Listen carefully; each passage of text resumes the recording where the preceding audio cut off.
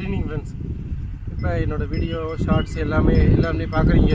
அதில் சில பேர் டவுட்டெல்லாம் கேட்டிருந்தீங்களே, அதில் ஒருத்தவங்க டவுட்டு கேட்டிருந்தாங்க. சந்தையில் எல்லாமே ரேட்டு ஜாஸ்தின்னு சொல்லியிருந்தாங்க. ஆமாம், நான் ஒத்துக்கிறேன். சந்தையில் எல்லாமே ரேட்டு ஜாஸ்தி தான். அதுக்கு காரணம் என்ன தெரியுமா? முறை அது ஒரு குட்டி இப்போ நம்ம வளர்க்குறோம். அது யாராவது சம்சாரியை கேட்டு வந்தாலோ கறிக்கடைக்காரங்க கேட்டு வந்தாலும் நம்ம கொடுக்குறதில்ல. எதுக்கு நாங்கள் கொடுக்கணும்?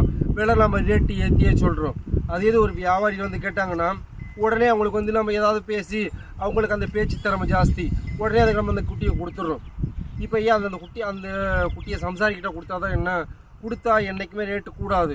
இதே இப்போ வியாபாரிகிட்ட கொடுத்தோம்னா அவங்க வண்டியில் வச்சு சந்தையில் கொண்டு போய் இறக்கி பேட்டா காசு கட்டி எல்லாத்துக்குமே அவங்க பார்க்கணும். அதனால தான் ஒரு குட்டிக்கு அவங்க எப்படி 2000 வேணாலும் கூட்டிடுவாங்க.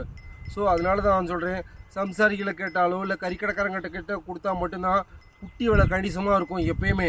இல்லைன்னா ரேட்டு எப்பயுமே ஹையாக தான் இருக்கும். யாராலையும்